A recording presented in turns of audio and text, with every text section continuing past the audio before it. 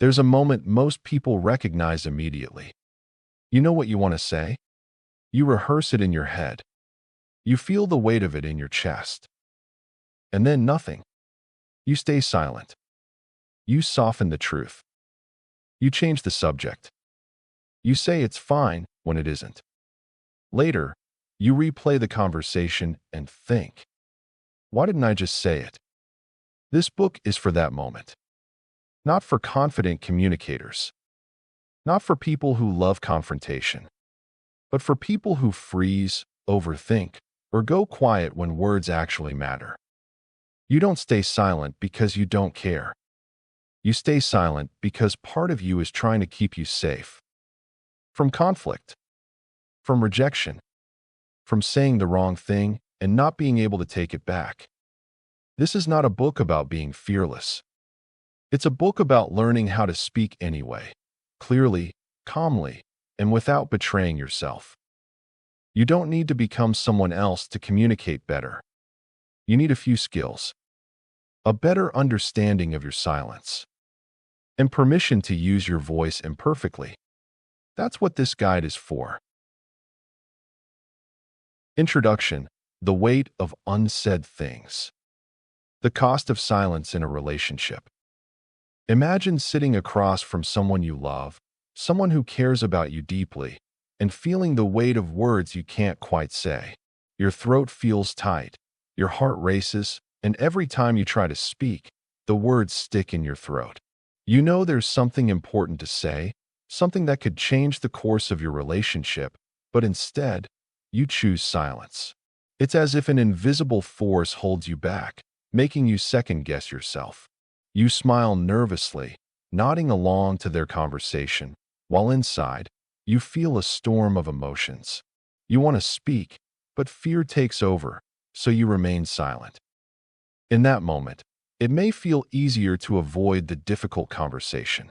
Maybe you think, I'll say it later, or what's the point? It won't change anything. But as time passes, you realize that silence has a price. It builds a wall between you and your loved one, creating a chasm filled with misunderstanding and unspoken thoughts. You find yourself replaying that moment, wondering what would have happened if you had just said what was on your mind. It becomes a shadow that lingers, the hidden conversation haunting both of you in different ways. This silence isn't just a quiet moment. It's a slow erosion of intimacy. Each time you hold back, you're not just keeping a secret, you're distancing yourself from your partner. You might convince yourself that you're doing them a favor by avoiding conflict, but in reality, you're preventing them from truly knowing you. Over time, this lack of communication leads to misunderstandings. You may find yourself wondering why they didn't notice how you felt or why they didn't pick up on your needs. It can create feelings of resentment and loneliness, as if you're both living in separate worlds, each too afraid to reach out. The regret that comes from unvoiced thoughts can be heavy. Over the months or years, you might look back and realize that those moments of silence led to feelings of isolation within the relationship. You think, if only I had said something. But by then, the moment has passed. It's easy to convince yourself that your feelings aren't valid or that you'll deal with it later, but each unsaid word chips away at the foundation of your relationship. You might even find moments of anger bubbling up, anger that's not just aimed at your partner, but also at yourself for not speaking up. As these scenarios play out, the cost of silence becomes crystal clear. You start to question your worth, your voice, and whether or not your feelings matter. It can lead to a toxic cycle of self-doubt and emotional suppression, where you start believing that perhaps your needs are too much, or that upset from confrontation isn't worth the risk. Talking about your needs and feelings can feel overwhelming, yet not addressing them feels like a slow death to the very connection you treasure. So how do you break this cycle? It starts with acknowledging the fear and discomfort associated with speaking up. Know that it's completely normal to feel apprehensive. Start small. Practice expressing your thoughts in low-stakes situations. If you can, share a tiny piece of your feelings about something trivial. This could be how you prefer your coffee or what movie you'd like to watch.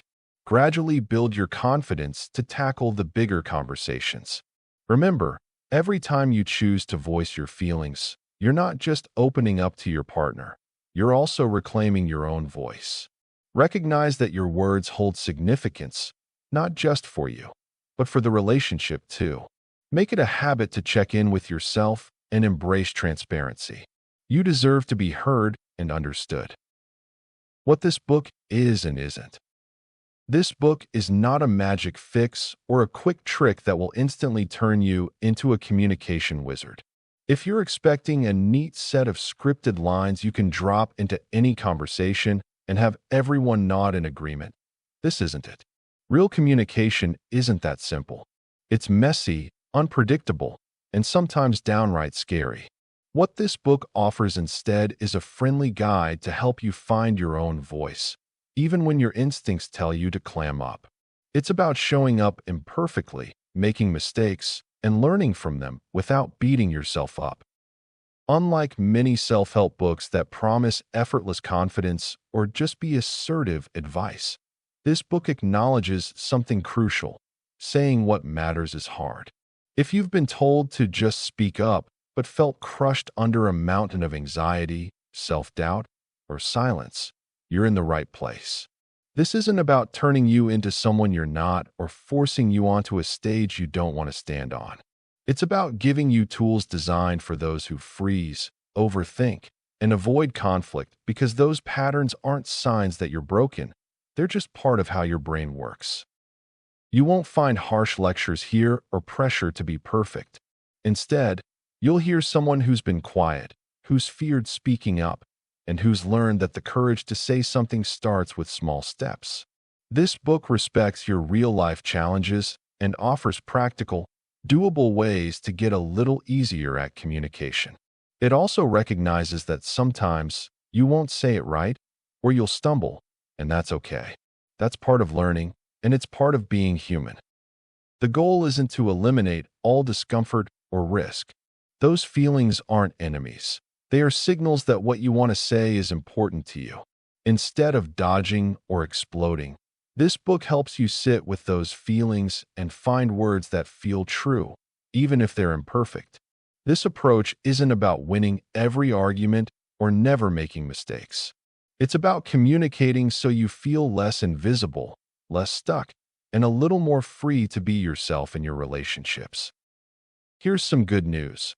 Communication skills aren't a secret talent handed out at birth or something you either have or don't. You might believe you're just not good at this stuff, and that's a story many people carry. But it's not true. These skills can be learned and practiced, just like riding a bike or learning to cook a new recipe. You don't have to be naturally confident or charming to get better at speaking up. It takes time, patience, and yes, some stumbles along the way. You're not broken or missing something others were born with.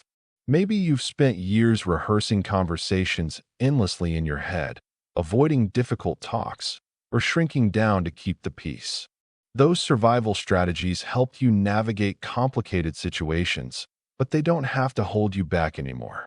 This book gently dismantles the idea that communication is about being perfect or having the right words ready.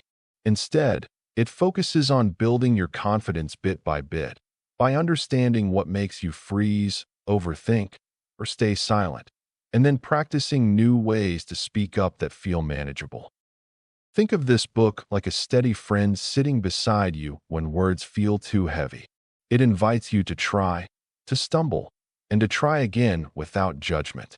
You'll learn that speaking up isn't about battling or winning. It's about being honest, clear, and kind to yourself in the process. You don't have to transform overnight. Small, real changes will add up to a bigger shift over time. For example, instead of trying to deliver a perfect speech at your next tough conversation, you might start by naming your feelings quietly in your head or saying something simple like, "Can I share what's on my mind?" These small moves plant seeds of change and make speaking up feel less like jumping off a cliff and more like stepping onto steady ground. How to use this book, a practical approach. This book isn't something you read once and put aside. Instead, think of it as a helpful map for your journey toward better communication. As you turn through the pages, keep in mind that change doesn't happen overnight. Some ideas might feel familiar or maybe even uncomfortable.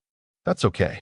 Your goal here is to pick what makes sense for you and try little things first.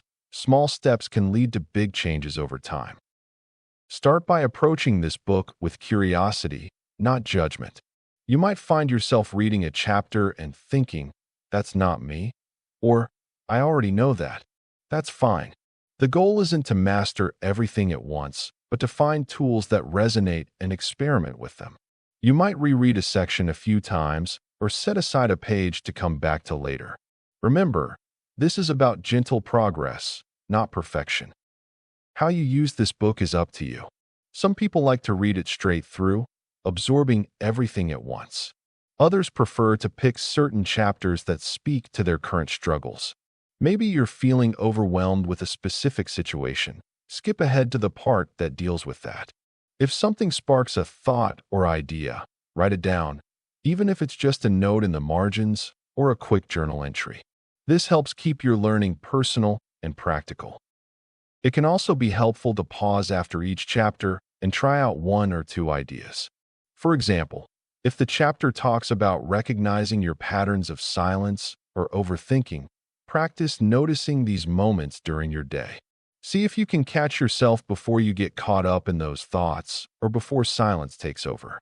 Practice doesn't mean perfection. It just means giving yourself permission to try and make adjustments along the way. Remember to be kind to yourself as you go. Some days will be better than others. If a particular method feels frustrating or doesn't work, it's okay to leave it for now.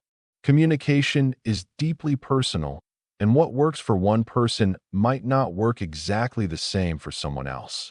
Take the parts that resonate and leave the rest behind. This book is a guide, not an instruction manual. You have the best sense of what feels right for you.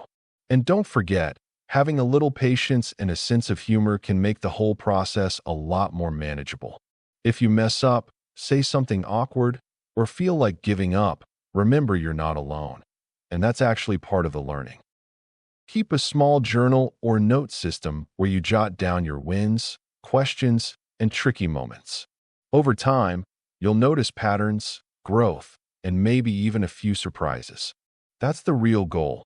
To get more comfortable with your voice, little by little.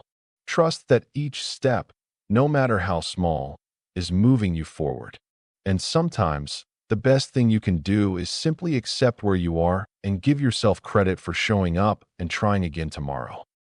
One practical tip: right after finishing a chapter, try identifying one small thing you'd like to practice in the next few days.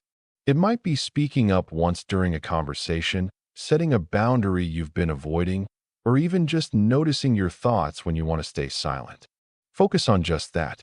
Small, consistent efforts are often what lead to meaningful change over time. Part 1. Why we can't speak. Understanding your silence patterns without shame. Chapter 1. The 3 silence patterns. Recognizing how you handle silence in communication is the first step towards finding your voice. People often fall into one of 3 patterns: the overthinker, the people pleaser, and the conflict avoider. If you're the overthinker, you might replay conversations in your mind endlessly, feeling like you need to perfect every word before speaking. You know you have something important to contribute, but your thoughts swirl around like a storm, and before you can say a word, you find yourself paralyzed by indecision. Maybe you've rehearsed your feelings in front of the mirror, only to end up saying nothing at all, leaving both you and your conversation partner hanging in an uncomfortable silence. If you notice a strong urge to make everyone happy, you might identify with the people-pleaser pattern. You say yes when you mean no, your needs pushed aside while you wrap yourself around the expectations of others. Speaking up feels like a betrayal. You fear conflict so deeply that you'll nod along while your insides scream for validation. The weight of unspoken thoughts can be crushing, and you're left feeling invisible, stuck in a cycle where your silence protects you from confrontation but keeps you from truly being seen. Then there's the conflict avoider, the person who would rather bite their tongue than risk even a hint of discomfort. You think about the fallout of saying what's really on your mind. Would it create a rift? Would someone get hurt? You fear damaging relationships, so you choose silence instead, convincing yourself that it's easier this way. The irony is that silence often breeds resentment or misunderstanding, leaving you feeling more alone than ever while others remain blissfully unaware of the internal battles you're fighting. Once you start identifying these patterns in yourself, you open the door to deeper self-awareness. You might not always change overnight, but recognizing your tendency to stay silent when you shouldn't can lead to gentle shifts in how you express yourself.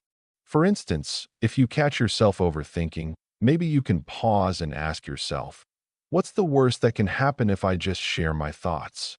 Reminding yourself that it's okay to be imperfect in your delivery can lighten the load you carry.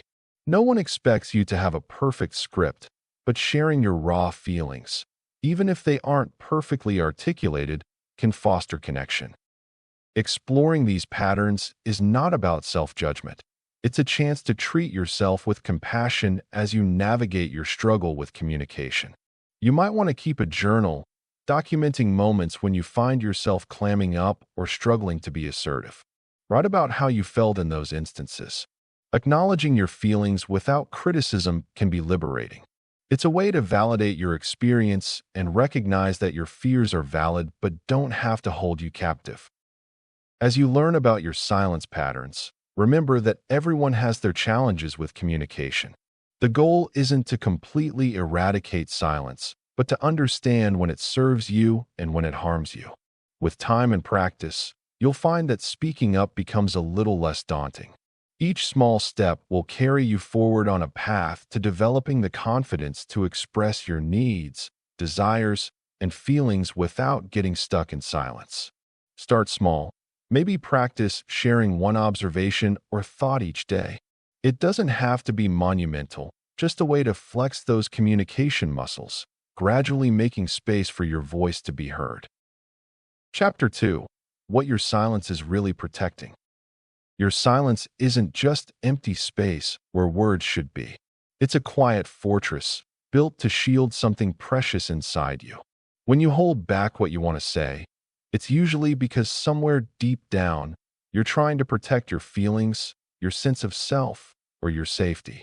You might think staying quiet is a sign of weakness or failure, but really, it's your brain's way of keeping you safe in moments that feel risky or overwhelming. Think about it. Saying something honest or vulnerable can feel like standing in front of a firing squad made of judgment, rejection, or misunderstanding. So your silence steps in as a kind of emotional armor. It keeps your heart from breaking again, your pride from bruising, and your sense of identity from feeling shredded. When you freeze or pause before speaking, your body and mind are trying to avoid pain, even if that pain is just the fear of it happening. Sometimes, silence protects your boundaries before you even realize it.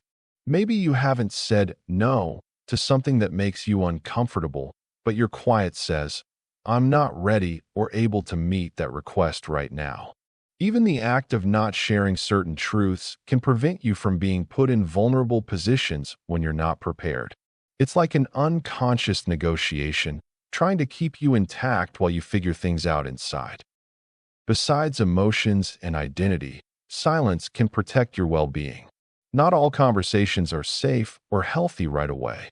Your silence might be a subconscious choice to avoid triggering anxiety, panic, or feelings of overwhelm.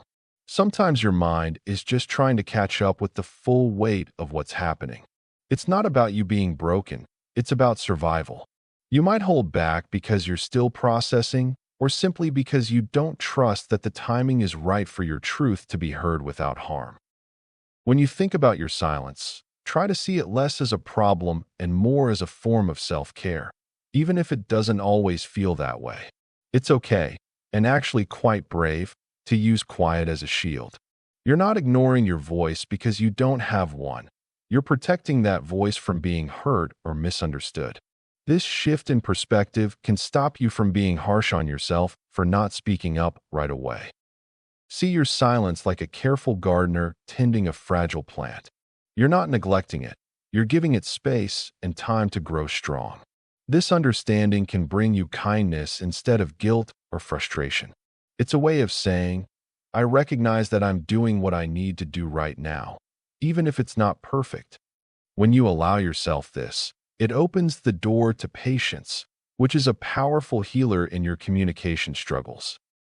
Recognizing what your silence truly protects can also calm the inner critic that whispers things like, you're too scared, or you'll never say it right. Instead, you can start to appreciate that behind every pause, hesitation, or withheld word is a real reason, often tied to your emotional safety or your sense of worth. This compassion towards yourself can gradually help ease the fear of speaking up, because you begin to trust that you're not risking your whole self every time you open your mouth. You're simply choosing when and how to share your truth in a way that feels manageable. Here's something to try next time you feel stuck in silence. Instead of beating yourself up, ask quietly, what am I trying to protect right now? The answer might surprise you and give you a little more clarity about your silence, and maybe even a tiny bit of permission to keep using it wisely as you figure out your words. Chapter 3. The Cost of Unsaid Things. When you hold back what you're really feeling or thinking, it doesn't just sit quietly. Over time, that unspoken truth starts to chip away at your emotional health. Each time you swallow your words or ignore your gut feelings, you're essentially giving up a little piece of yourself. It's like filling a jar with tiny pebbles. At first, you don't notice the weight, but eventually, that jar pounds with the cumulative pressure of all the unsaid things.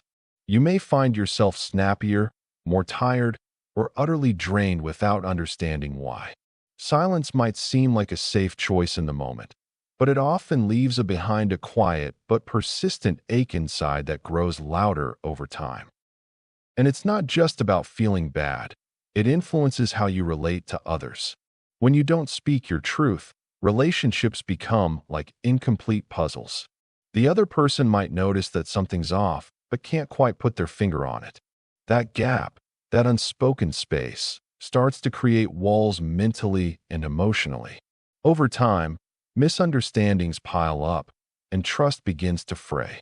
You might feel disconnected from those you care about, like you're drifting apart, even if you're standing next to them. The truth is, silence doesn't fix things. It just postpones the discomfort, making the eventual conversation harder and messier. There's also a toll on your self-esteem. Suppressing your needs and feelings chips away at your sense of worth. You might start thinking, maybe I'm just too much, or my feelings don't matter. This constant burying of your inner voice creates a version of you that's smaller, quieter, and less whole.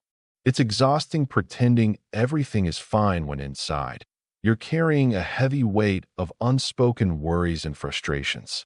That weight doesn't just linger, it builds. And sooner or later, it's going to surface in less helpful ways, like in miscommunications, passive-aggressive behaviors, or outright blow-ups that seem out of nowhere. Think about the small daily moments you skip saying what you really think or feel. Maybe it's simply not telling someone you're overwhelmed because you want to avoid a conflict, or not sharing your true opinion because you fear rejection.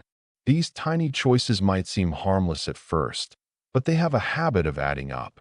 They become a pattern of silence that slowly corner you into feeling less seen and heard. It's like walking around with a backpack full of stones. Eventually, it gets too heavy to carry quietly, and the pain is unavoidable. Realizing the cost of unspoken words is the first step. It's about understanding that what you don't say today could, in a few months or years, become the reason you're feeling isolated, resentful, or simply burned out.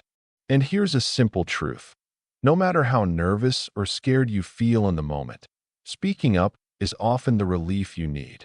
It might not fix everything immediately, but holding it all in guarantees that the weight will keep growing until it cracks you open.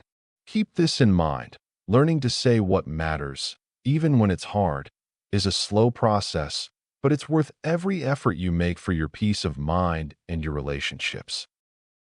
Part 2. How to Speak. The 7 Core Skills for Difficult Conversations. Chapter 4. Skill 1. Know when to speak and when to wait. Knowing when to speak up and when to hold back can feel like walking a tightrope. You've likely experienced moments when words bubble up, begging for your attention, only to be silenced by doubt or fear. It's not just about what you want to say.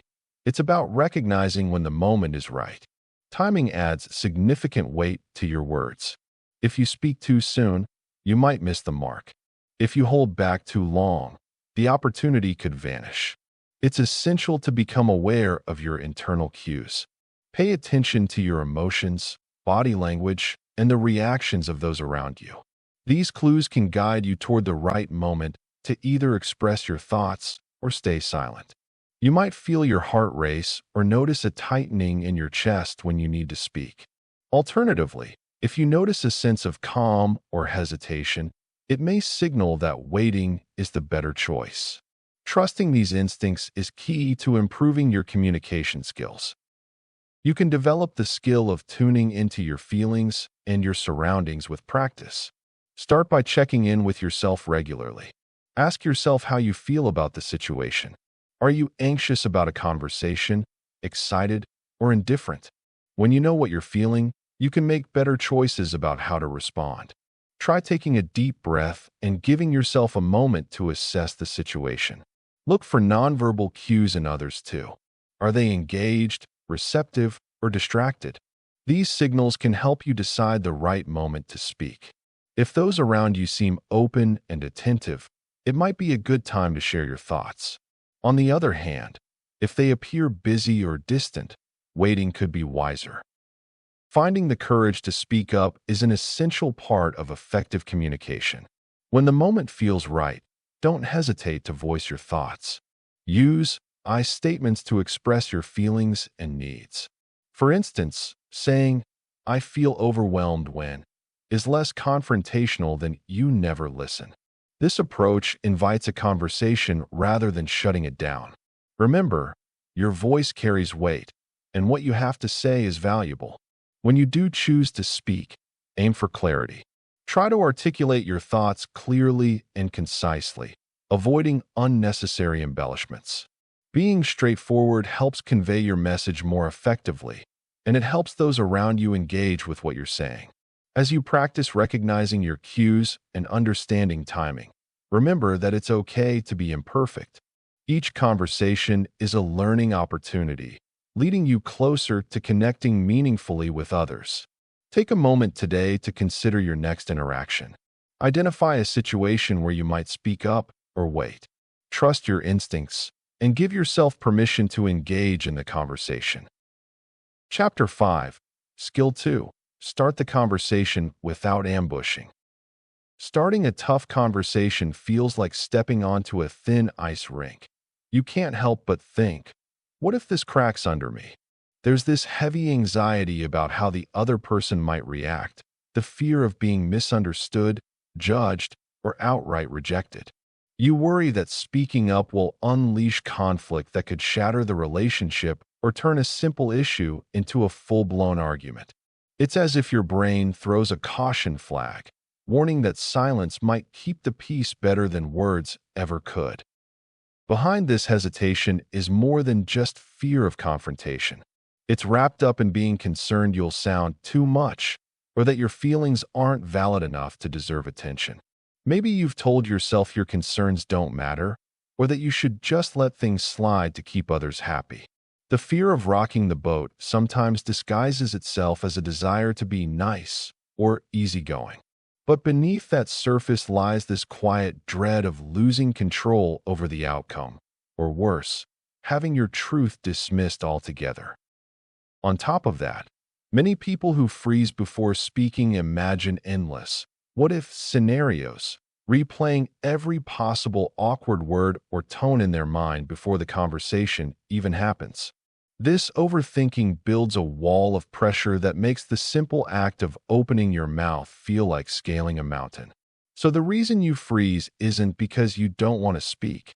It's because your mind is trapped in the weight of all the things that might go wrong.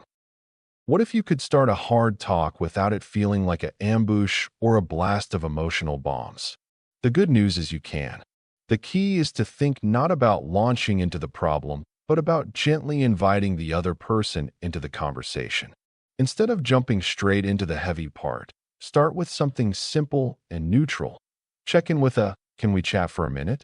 I've been thinking about something and want to share it with you." This kind of statement gives the other person a heads up without blindsiding them. Another way to ease into the conversation is by framing your words around your experience rather than assigning blame. Instead of "you always ignore me," try, "I've been feeling a little disconnected lately and want to talk about it."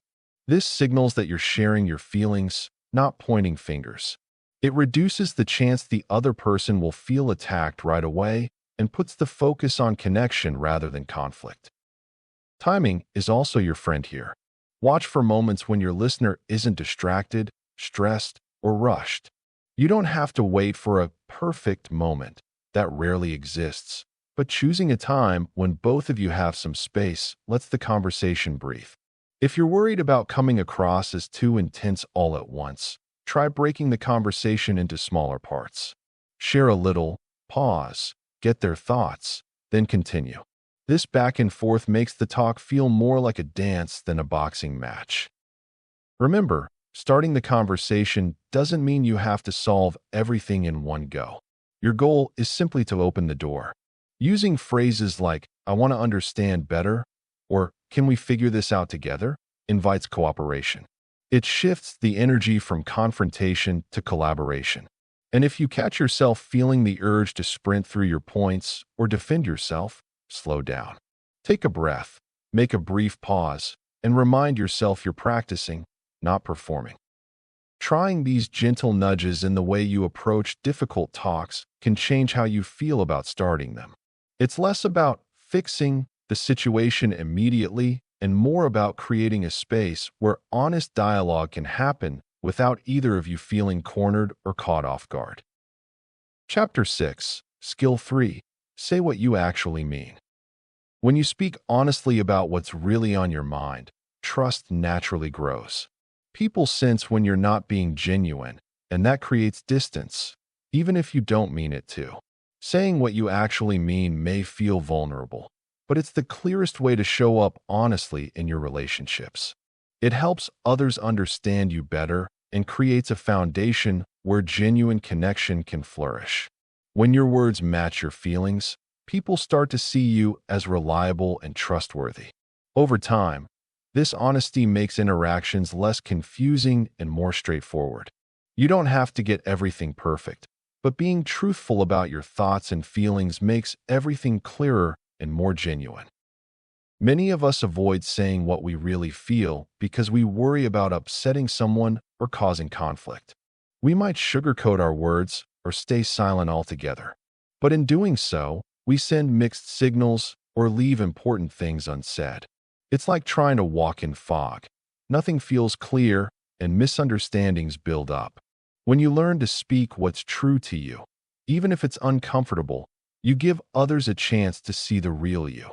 That's how trust is built, by showing up as your authentic self, not a polished version you think others want. It's not about being perfect or saying something profound every time, but about sharing honestly what's true for you in the moment. The more you practice this, the easier it becomes to create genuine, trusting relationships. Start small. When something bothers you or feels important, try saying a simple version of what you're thinking. For example, instead of "I guess I'm okay," say, "Actually, I'm feeling a bit overwhelmed today." It doesn't have to be a speech or a confession, just a few words to express what's real for you. The more you do this, the less these thoughts feel like a mountain to climb. Remember, it's okay to stumble. Say it imperfectly, and then clarify if needed. Overthinking often makes us freeze, worried we'll mess up or say the wrong thing. Practice giving yourself permission to speak without perfect preparation. Mistakes don't make you lousy at communicating, they just make you human. Another helpful trick is to check in with yourself before speaking. Ask, what's really true for me right now? Keep the answer simple. Maybe it's, I don't agree, I need more time, or I feel hurt. Then, give yourself permission to share that without overanalyzing. It helps to use I statements, because that puts your focus on your experience rather than blaming or accusing. Saying, I feel or I need makes it clearer and less confrontational. If you're worried about over-explaining, remember that saying what you mean doesn't mean you have to give a full speech every time. It's enough to be honest and clear, even if it's brief. Practice these small moments, and over time, speaking genuinely gets easier. And don't forget, the goal isn't to spill your whole life story in one breath. It's about truth, your truth. Sometimes that's a short statement. Sometimes it's a gentle no or I'm not sure right now. Keep your words straight from what you believe and feel, not what you think others want to hear. This builds a habit of honesty. As you practice, you'll notice that overthinking begins to fade, replaced by a confidence that your voice matters, because it does. And you might even surprise yourself with how freeing it feels to be real, even in small moments. It's like lifting a weight you've been carrying one bit at a time. Chapter 7, Skill 4, Listen without defending. Listening without defending is one of the most vital skills you can develop in your communication journey. When you truly listen, you create a safe space for honest dialogue. This means you allow the other person to express their thoughts and feelings without fear of judgment or backlash. You know how it feels when you're about to share something important, but you sense that the other person is bracing themselves for an argument instead of listening? It can make you want to clam up even more. When you listen without defensiveness, you show the other person that their feelings and their perspective matter to you. This alone can transform relationships, whether with friends, family, or coworkers. The tendency to defend ourselves often springs from a deep-rooted need to be right or to protect our self-esteem. But when you focus on defending your position, you miss out on really understanding what the other person is saying. Instead of engaging in a meaningful exchange, you end up in a conversational tug-of-war, where the goal is less about connection and more about winning.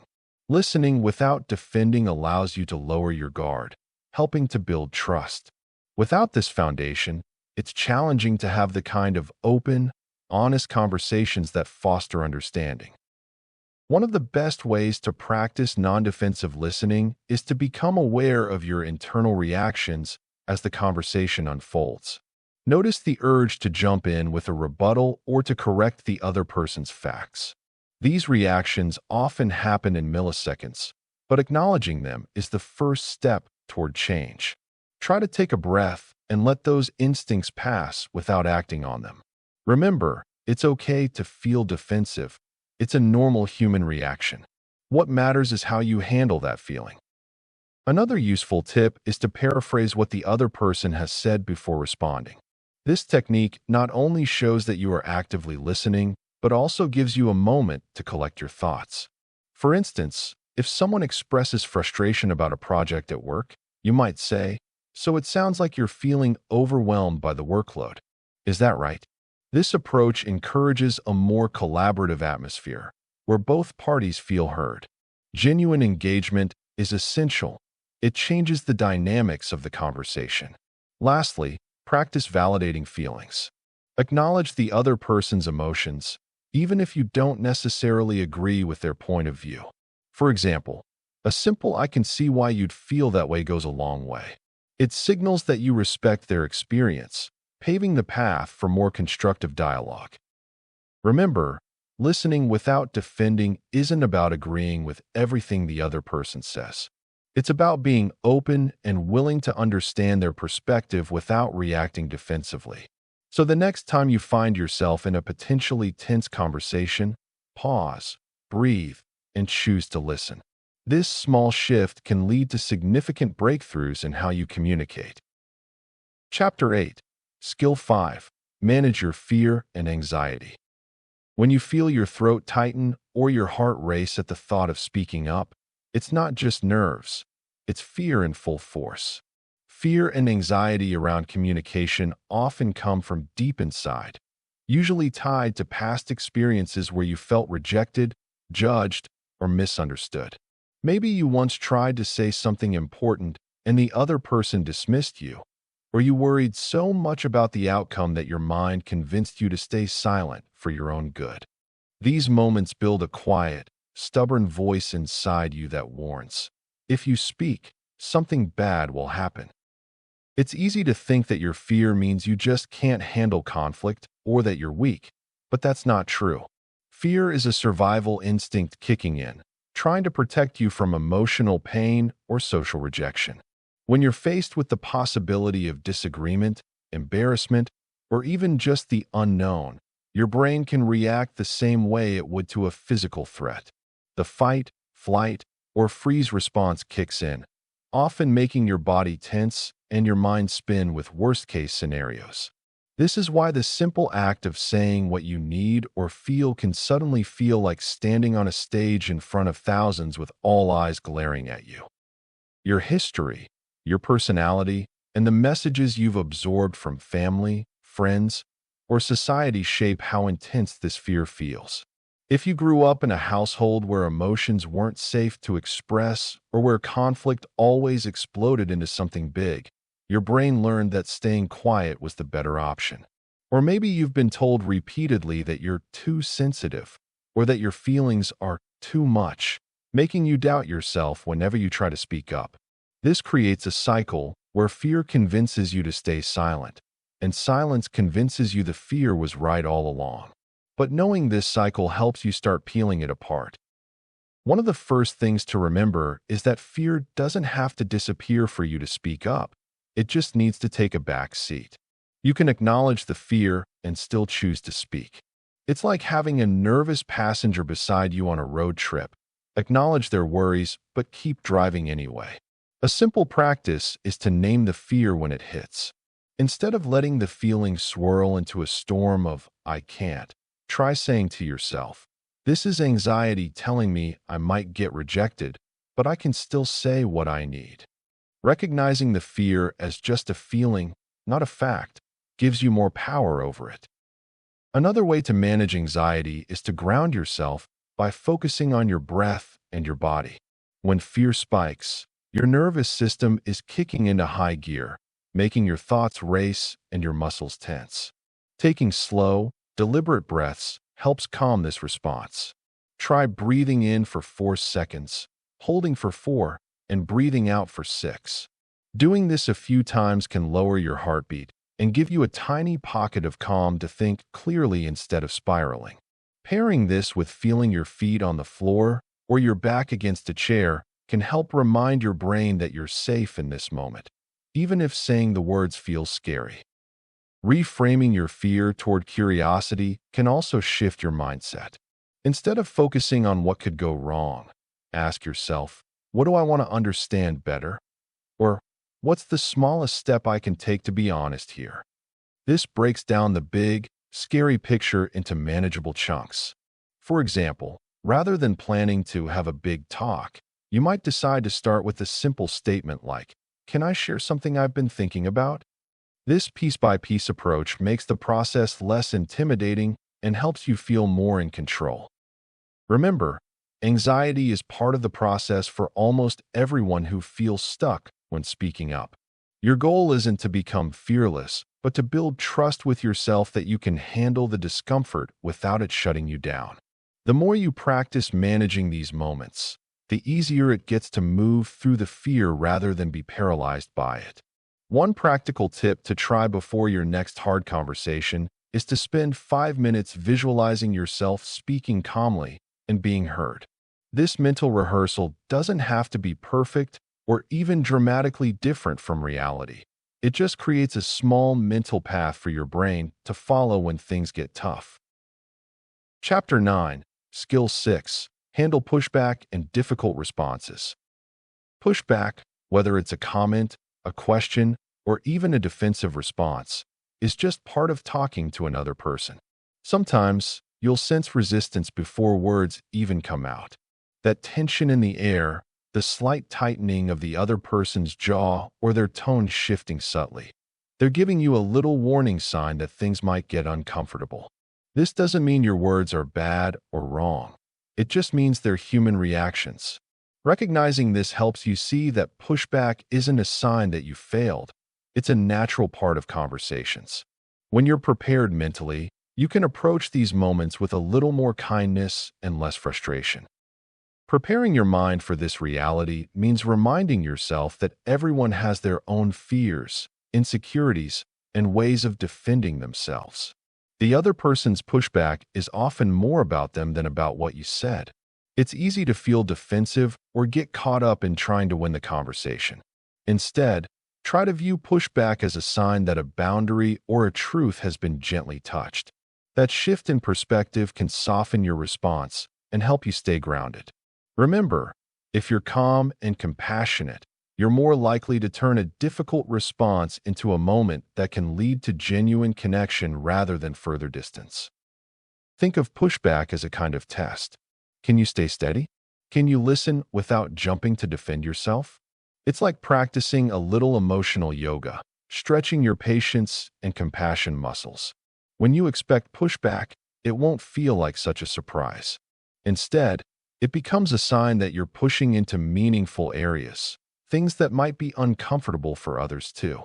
And when you see pushback this way, you're more likely to approach it with curiosity instead of anxiety. That makes handling difficult responses a lot easier because you won't see them as threats, but as opportunities to practice kindness and deepen understanding. When a response feels hostile or defensive, the first thing to do is to take a slow breath. Really, just pause for a second, even if your instinct says you need to explain or defend immediately. That tiny moment buys you space to stay calm. You might even silently remind yourself, they're upset, not against me personally. Keeping that perspective helps you avoid getting sucked into their emotional whirlwind. Next, listen actively. That means really focusing on what they're saying without planning your reply in your head. Nodding gently, making eye contact, and summarizing what you hear can show that you're trying to understand, not argue. For example, you might say, "It sounds like you're feeling frustrated about this." This neutral response can defuse some tension and give them space to feel heard. If the other person responds defensively or with hostility, don't take it personally. Instead, respond with a calm, kind tone. Something like, "I hear you're upset. That wasn't my intention," or "Let's take a breath and figure this out," can shift the energy from conflict to connection. Sometimes, just acknowledging their feelings can open the door to a more genuine discussion. Turning difficult responses into opportunities for connection means finding common ground or expressing empathy. If they push back because they feel misunderstood, you might say, "I see why that might feel that way. That wasn't my goal." Showing understanding, even when you disagree, builds trust. Remember, people often get defensive because they're afraid of being judged or dismissed. When you respond with patience and kindness, you remind them that your intent is to understand, not to attack. Lastly, it's helpful to keep a mental note. You don't have to fix everything in that moment. Some pushback is just a surface reaction, not the whole story. Sometimes, stepping back briefly, giving them a chance to cool down, or changing the topic to something more neutral can keep the conversation from falling apart. What matters most is that you maintain your calm. The more you practice this, the easier it becomes to handle pushback without losing yourself in the process. Chapter 10, Skill 7. Practice self-compassion and patience. Self-compassion and patience are not just buzzwords. They are foundational skills that can make tough conversations feel a little less unbearable. When you're gearing up to express something important or confront a difficult issue, it can be easy to pile on self-criticism and impatience. You might think, "Why can't I just say what I need to say?" Or, "I should have done this better." But here's the truth. Everyone struggles with communication at times. By practicing self-compassion, you recognize that feeling anxious or stumbling over your words is part of being human. You're not alone in this. Every time you show yourself kindness in these moments, you're creating a safer space within yourself, which ultimately allows you to communicate more effectively. Patience is also crucial. You may not get every word right in the moment. There might be some awkward pauses, and that's okay. Allow yourself to feel uncomfortable because that discomfort is often where growth happens. By being patient with yourself, you can focus more on the content of your message rather than the fear of not being perfect.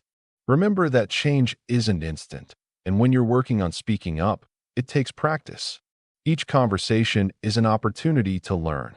It's this blend of self-compassion and patience that can help lower the stakes in your mind, making it easier to step out of your comfort zone. Start by acknowledging your feelings without judgment. When you feel anxious or frustrated about a conversation you've had or one you're about to have, pause for a moment. Breathe deeply and tell yourself that it's okay to feel this way. You might even try saying something like, "I'm doing the best I can." This small act of self-kindness can shift your mindset. Another helpful approach is to remind yourself of a time when things didn't go as planned, yet you still ended up okay. Reflecting on past challenges and how you navigated them helps build resilience and encourages you to have faith in yourself during tough situations. Set realistic expectations. Not every conversation will go smoothly, and that's completely fine. Accept that stumbling is part of the process, and each misstep is a lesson learned. After a challenging interaction, rather than spiraling into self-doubt, take a moment to reflect on what went well. Did you manage to express your feelings? Did you listen actively? Highlight those positives and let them motivate you going forward. Also, be aware of what triggers your impatience. Is it a particular person or setting? Knowing your triggers is half the battle. You can develop coping strategies tailored to these situations, which will encourage a kinder response when pressure builds up. Lastly, practice patience with your progress. Communication skills take time to develop, especially if you have a history of avoiding difficult conversations. Keep in mind that every attempt counts, and every little step you take is a move in the right direction. Celebrate the small victories like speaking up about a preference or sharing your opinion in a meeting. If you find yourself straying from self-compassion and patience, gently steer yourself back. Remember, you're on a journey, and it's not about perfection. It's about progress, one conversation at a time. Part 3. What to say when it matters, scripts and practical phrases. Chapter 11. Scripts for common difficult situations. You already know that saying what you need to say isn't easy. When your heart pounds and your mind races, it can feel safer to stay silent. But practicing a few simple, caring scripts can help you find your words, even when your instincts urge you to freeze or run. These phrases aren't magic, but they give you a gentle way to start, pause, or redirect conversations without feeling like you're walking into a minefield. Imagine you're upset about how a friend canceled plans last minute, or you want to ask your boss for a bit more flexibility without sounding demanding. What if you had a small toolkit of kind, clear sentences to pull out? Something like, "I want to share how I'm feeling about this because it matters to me," or, "Can we take a moment? I want to be sure I say this right." These sentences show you want to be honest without putting anyone on the defensive. That's the goal, making your truth heard without sounding confrontational or scared. Try starting slow. Choose one phrase and say it out loud when you're alone. Hear how it sounds. Let your brain stop panicking over the perfect words and just get used to hearing your voice telling your own story. Practicing like this is not about being flawless.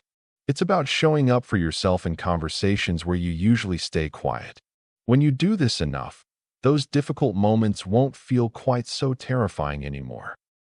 The moment arrives, and you want to speak up, but your throat tightens. That's where having your scripts ready helps you anchor your words. For example, if you're asked to take on a project at work but feel overwhelmed, try saying, I want to be honest about my current workload so I can do my best. Can we talk about priorities? That simple sentence opens a door without guilt or apology, and it's okay if it feels awkward the first few times. If you're in a heated family conversation and need to pause, saying, "I need a moment to think about this," can be a lifesaver. It gives you permission to breathe and prevents a rushed response you might regret. You're not disappearing, you're protecting yourself by asking for a break. Over time, practicing this can help you catch yourself when emotions spike and choose calm words instead of silence or explosion. When you fear being too much or worry about hurting someone, you can soften your message by adding something like, "I'm sharing this because I care about our relationship and I want us to understand each other better." This helps shift the tone from blame to connection, reminding everyone that your goal is kindness, not conflict.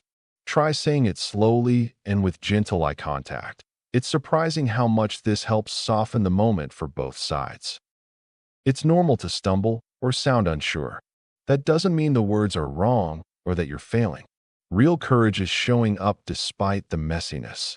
The more you use these scripts in your daily life, even in small ways like asking for your coffee order to be made right or saying no to a social invite, the more your confidence builds. You'll start discovering that your voice matters, and silence no longer feels like the only option. One last tip: when a conversation ends and you start replaying every word in your head, remind yourself that you did the best you could with what you had. If you forgot a line or felt nervous, that's human. You're learning a new muscle.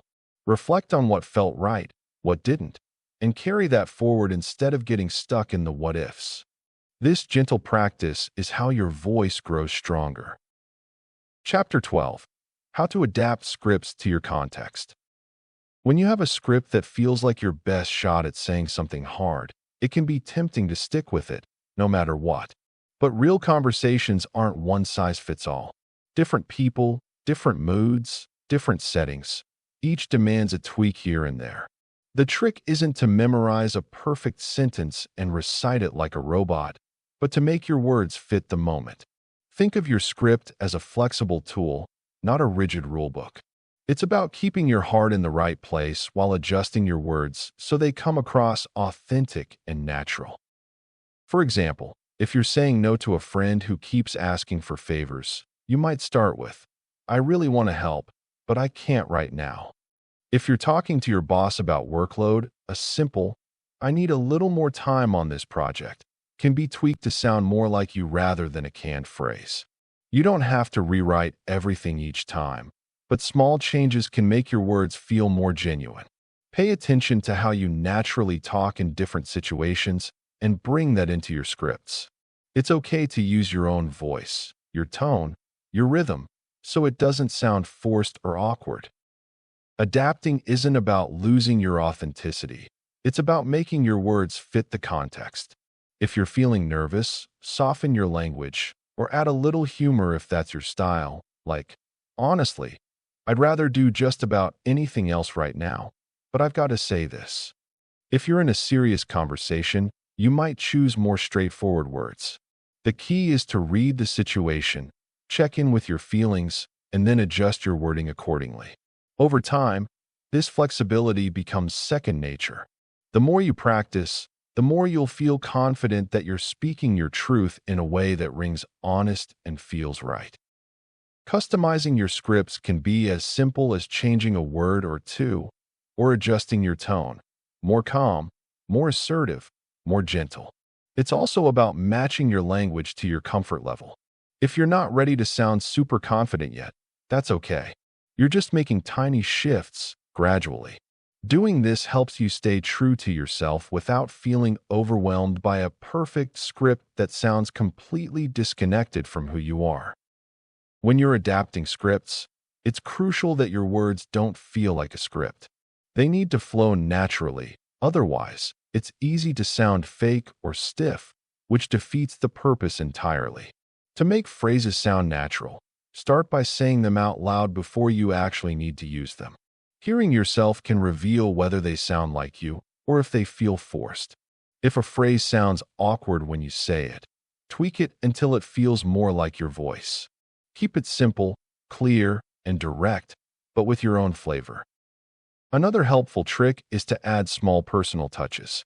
For example, instead of saying, "I can't do that," you might say, "I wish I could, but I just can't right now." It's more personal, more human. Instead of, "I need a break," try, "I've been going nonstop, and I really need a breather." These little additions make your words sound less rehearsed and more like how you talk naturally. Also, consider your tone and body language. The way you say things, your pace, your pauses, your facial expressions, can make even the simplest words feel more authentic. Remember, the goal isn't to have a perfect phrase that works everywhere. It's to have a set of adaptable sentences that feel right for you. Practice them in front of a mirror or with a friend. Notice what sounds natural and what feels contrived. Over time, your personalized scripts will become more fluid. The more you practice customizing your words to fit your feelings and the situation, the less you'll worry about sounding rehearsed and the more confident you'll feel speaking up in your own authentic voice. Try this tip. Whenever you prepare a script for an upcoming conversation, write down a few different ways you might say the same thing. Think of it as having a toolbox of phrases ready to adjust as needed. When the moment comes, pick the version that best fits your mood and the situation. This flexibility will help you stay aligned with who you are, even when nerves or doubts creep in. Over time, this approach will help turn your scripts from something stiff and awkward into authentic tools that serve your real, everyday life. Chapter 13: Practice and Reinforcement Strategies. Just like any skill, communication improves with repetition. Think of it as a workout for your mind and voice. When you rehearse what you want to say, you're not just memorizing words. You're learning to express your feelings and needs in a way that feels authentic to you. Start small. Pick a situation that feels manageable, like asking a coworker for help or expressing a concern to a friend. Write down what you want to say, then practice speaking it out loud. You can do this in front of a mirror, in your car, or even to your pet. The key is to get used to the sound of your own voice saying those words. As you practice, pay attention to your body. Notice any tension, your posture, or the way your voice sounds. If you feel tightness in your throat or chest, it's okay. Acknowledge it and take a deep breath. With practice, those feelings will start to lessen. Celebrate small victories too. Every time you speak up, even if it's just a little, you're moving closer to your goal.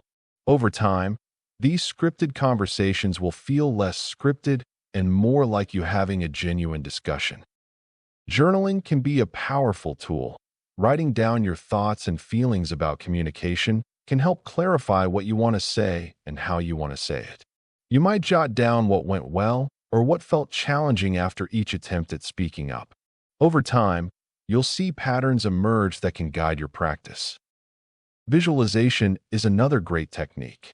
Imagine yourself in a situation where you need to speak up. Picture yourself expressing your thoughts clearly and confidently. Imagine the positive outcome that follows. This mental rehearsal can ease anxiety and help you feel more prepared when the real moment arrives. Having an accountability partner can also make a difference. Share your goals with someone you trust. Whether it's a friend, family member, or a coworker, let them know you're working on your communication skills and ask them to support you through the process. They can encourage you, provide feedback, and celebrate your successes with you. These strategies not only keep you engaged, but also remind you that you're not alone in this struggle. Communication is challenging for many, and having support makes it a little easier. When you combine practice with reinforcement, you create a supportive cycle that builds your confidence over time. As you embrace these approaches, remember that progress may be slow. That's perfectly okay. Celebrate every step, no matter how small, because each one is a move towards greater comfort and effectiveness in your communication journey. Consider keeping a list of affirmations or reminders about your strengths in communication. When doubts arise, You can revisit them to remind yourself that you're on the path to improvement. Conclusion: you don't have to be fearless. You just have to speak anyway. Final encouragement and next steps. You don't have to be perfect or fearless to start speaking up. The idea that you need to have all the right words, be completely calm, or never make a mistake before you speak is a myth that keeps a lot of people trapped in silence. Meaningful change happens when you take small, gentle steps. Maybe it's sharing a thought in a meeting even if your voice shakes a little, or saying a quiet no to something that doesn't feel right, even if it's just with a close friend. Courage isn't about giant leaps. It's about showing up piece by piece, bit by bit, until the scary edges feel a little softer. It's okay if sometimes your words come out awkward or if you stumble over what you want to say. Everyone does. You're not aiming for flawless speeches, but for honest effort. The silence you've been carrying is heavy, yes, but imagine how even a small truth can lighten that load. You don't need a perfect script to start. A single honest sentence, said when you're ready, can be the doorway to better communication. That little push opens space for you to discover your own rhythm, the way you speak, the words that feel right to say, and the kind of relationship that grows from being seen and heard even imperfectly. Once you accept that perfection isn't the goal, focus on small actions that feel doable for you right now. It could be practicing brief truths with yourself first, the kind you might say in your head or jot down in a journal. This helps you get used to the idea of expressing your feelings without pressure. When you're ready, try sharing these thoughts in low-stakes moments. A quick, "I'm not okay with that," or "I need a moment to think," with someone you trust. These tiny bits of practice build your confidence without overwhelming you. Setting gentle boundaries is another way to build strength over time. You don't have to create big, dramatic lines. Sometimes it's as simple as saying, "I'd rather not talk about this right now," or "I need some time before deciding." These boundaries respect your feelings and needs without guilt or drama. Each time you practice this, you're teaching yourself that it's okay to protect your space and speak your truth, even if it feels uncomfortable at first. These small steps add up, making it easier to face tougher conversations down the line. Remember, it's not about rushing or forcing yourself into tough moments before you're ready. Instead, build a toolbox of small wins that feels like encouragement rather than pressure. The more you practice kindness toward yourself throughout this process, the more your confidence will quietly grow. This isn't a race or a test, just an ongoing conversation you're learning to have with yourself and the people in your life. Resources for ongoing growth. Building your communication skills isn't a one-and-done task. It takes time, patience, and caring support. Luckily, there are many resources designed specifically to help you along the way, whether you're just starting out or need a reminder that progress is possible. Books, podcasts, online courses, and community groups can all be useful tools to keep you moving forward. What works best might change over time, so staying open to different kinds of help is key. Sometimes, the right resource can be that gentle nudge you need to keep practicing, even on days when you feel like giving up. Learning is a continuous process, and the good news is that growth doesn't require you to be perfect or fearless right now. Instead, it's about consistent effort, small wins, and showing up for yourself. You can find supportive communities online or locally, places where others are also working to be better with their words and boundaries. These groups offer encouragement, relatable stories, and a sense of shared effort that reminds you you're not alone. Plus, many of them run gentle challenges or exercises that let you practice in small steps and celebrate what you've already done. There are also many practical tools out there to help you stay committed to your growth. Journaling can be a gentle way to process what you're learning and notice your progress. Practice scripts or conversation starters can provide a safety net when you're unsure of what to say. Apps that send you reminders to practice deep breathing or mindfulness also support your ability to stay calm and centered during tough moments. And don't forget podcasts or audiobooks. These can give you a fresh perspective or a motivational boost during your daily routines. Using a mix of resources keeps the process fresh and tailored to what feels right for you at different times. One idea to keep in mind is to set small, achievable goals each week. Maybe it's simply noticing your thoughts when you feel shy, or trying to say a short no to something you don't want. These tiny steps add up over time. Remember, growth isn't about leaping overnight. It's about the steady, gentle build of confidence. Recognize your efforts, no matter how small they seem. Each step you take, no matter how modest, is a movement toward bigger change. Keep track of what resources resonate most with you. As you try different tools, you'll discover what kind of support makes you feel motivated and understood. This ongoing process is about nurturing kindness toward yourself as much as improving your skills. So, keep exploring different ways to grow. Whether it's a new book, a supportive community, or simply a few minutes of reflection daily, find what helps you stay connected to your intention to speak up. The more you nurture this part of yourself, the more natural it will become to trust your voice and speak even when it feels uncomfortable. Growth isn't about perfection. It's about showing up and giving yourself permission to move at your own pace. You're building a stronger, kinder relationship with your words, step by step. As you read this book, take a moment to recognize the journey you are on. The process of finding your voice is not an easy one.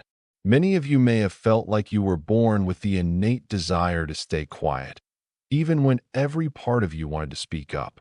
Learning to communicate effectively, especially when fear and anxiety creep in, is a brave act. It takes courage to confront those feelings.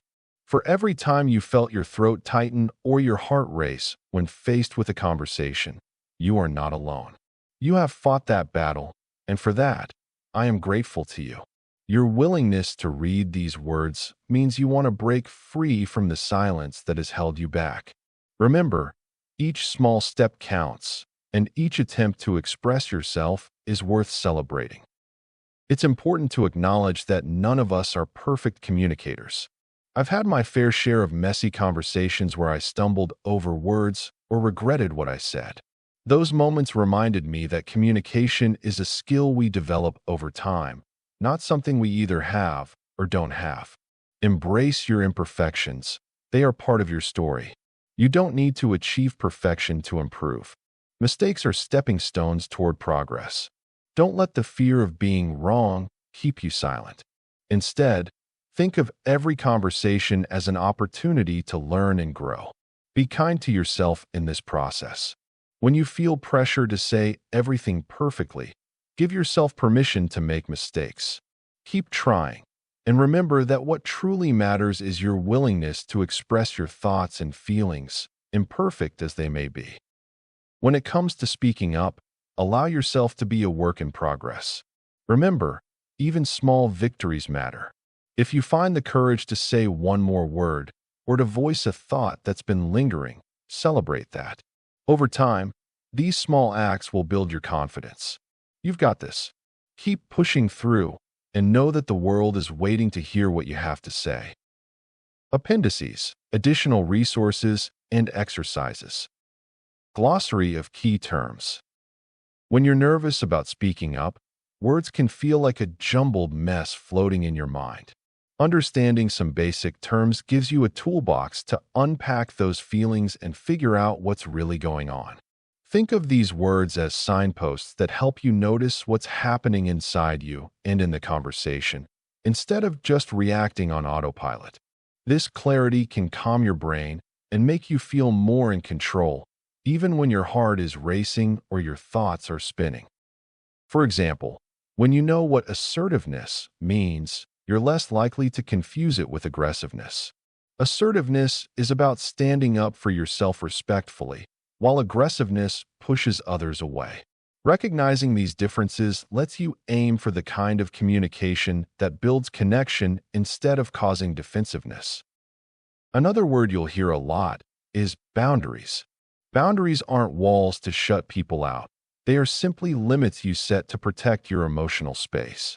If you don't know what boundaries are or why they matter, you might not even realize when they're being crossed or how to say no without guilt.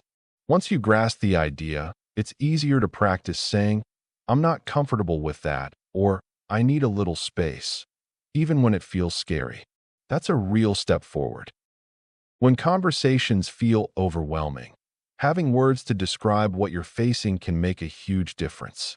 You don't have to guess whether you're overthinking or trapped in a cycle of rumination if you know what those words mean. When you can put a name to your experience, it becomes less mysterious and scary, like seeing a map in a place where you've only wandered blindly. Let's say you find yourself stuck replaying every word you said after a meeting. Knowing this is called post-conversation spiraling, helps you recognize it as a common experience, not a personal flaw. That means you're not alone or broken for feeling this way, and you can explore ways to interrupt that pattern instead of letting it run wild. Understanding terms like people-pleasing, conflict avoidance, or rehearsing also gives you checkpoints to notice your patterns without judgment. You might realize you're saying yes when you really want to say no, or avoiding important talks because your brain screams danger. That awareness is a gateway to change. It's like turning on a flashlight in a dark room. Suddenly, where the dangers or obstacles are becomes clear, and you can choose what to do next.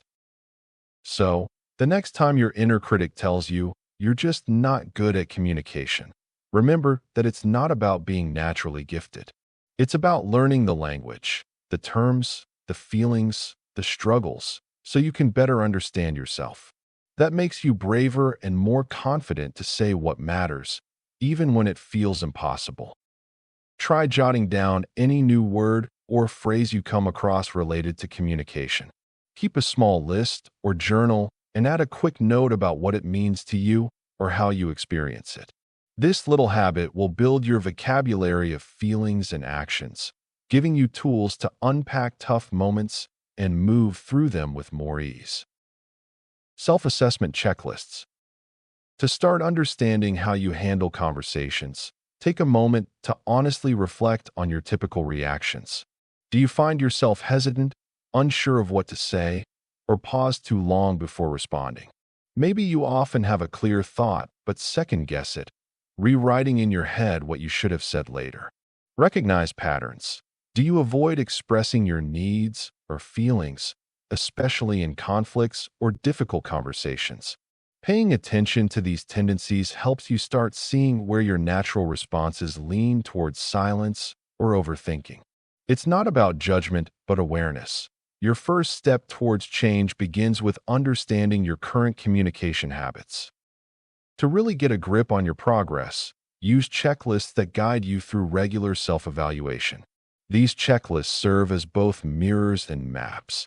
They reflect where you're strong and highlight where you feel stuck.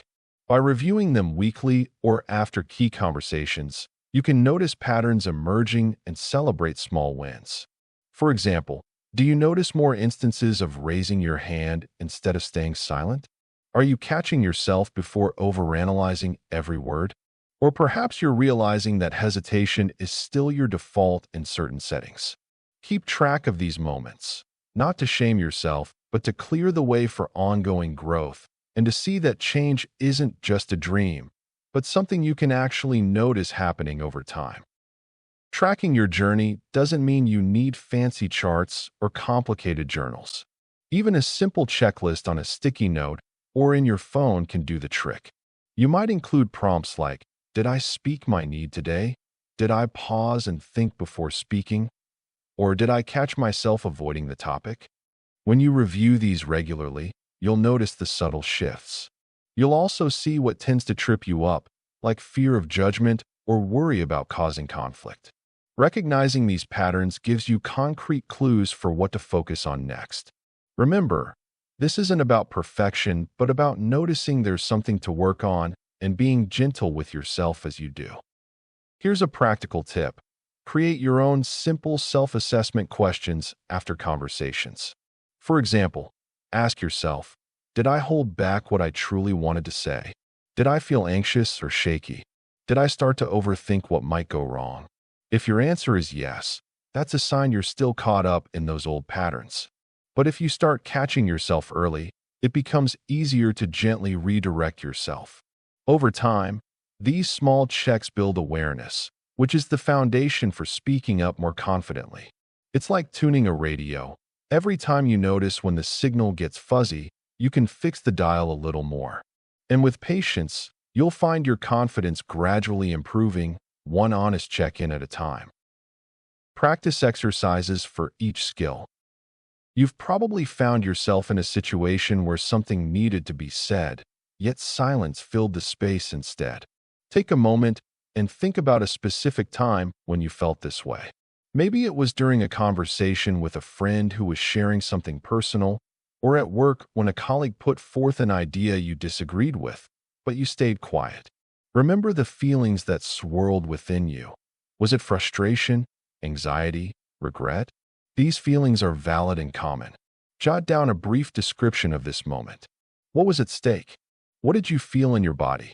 Recognizing these experiences can help ground you and make them more tangible, allowing you to understand why speaking up is often so hard.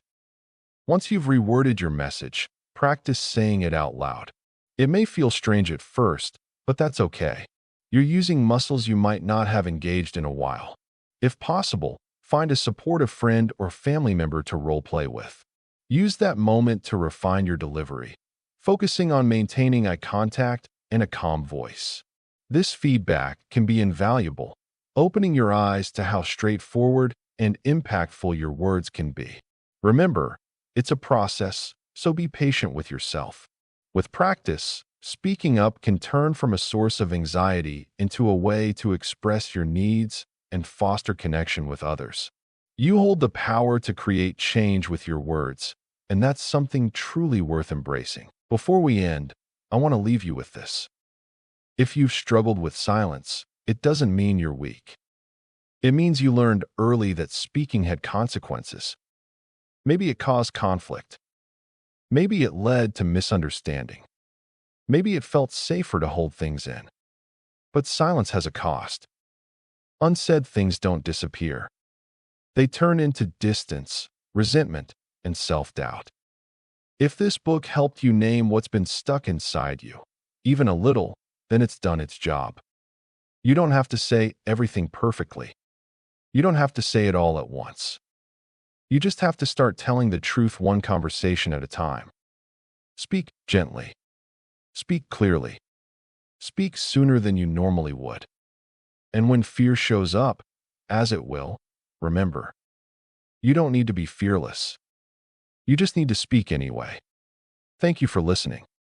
And take care of your voice. It matters.